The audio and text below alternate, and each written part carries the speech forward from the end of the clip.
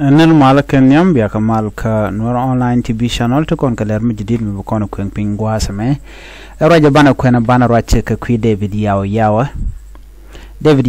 جنا رامكل مي كوكير ميادي كوجا support لو تيكا كومديت دونو تيكا جو مشالات كوي دغوا سمه مي بانا لينكل كدوبران شالات كجا kan konon ya mijiram jidit kan war online tv channel gorjen wojin de subscribe kaderi notification bell je twain ko mete kaler mishi bare da sho mala shubakaji gwasa dan en pai larich bana jo me bana jo kwen ka kwi David yaw kan yam tinyo David yaw nga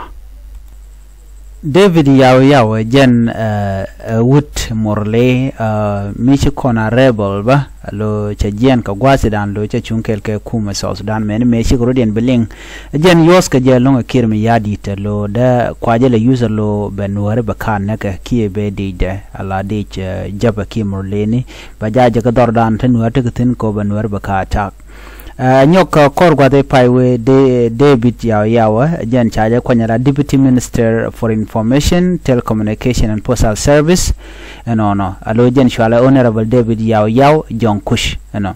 kawai dana shalat gwas me wa Honorable David yaw John Kush wa jen she roda bare wiki juba ka jo gwan ma kwaike ka do dana shalat ka je wa cha gorlong gor ko gwada dana titin bada wajen cha je kwai kama gwada dana chotin cha jo mo cha je kwen la je ka social media and then kanirin wan bo shikan post ka do dana dong me de to ka de video yaw me dia jien da mo me de jien ka jamo ka jen aram kel mangat ke kirma yadit ko an jen au aladore jen kwala user ko bikan wari bikan ka wi attack no kwala use ne je kirma yadi de jen chai ju jagala deputy run information ba no lo lere kel kan Michael Makwelu bo gwadmi badan tamma ka roja dana shalat wajen che jen ko ka gwada dana titin ka jo dana shalat an gwada dana chotin ngum shora lat kwa kwich tell more information ki detail to one kwida barmen wike wagwe jen wo che jen che o ka Greater People Administrative Area ala GPAA lo gweke General David yaw lo dong gweke jen wo che DPAC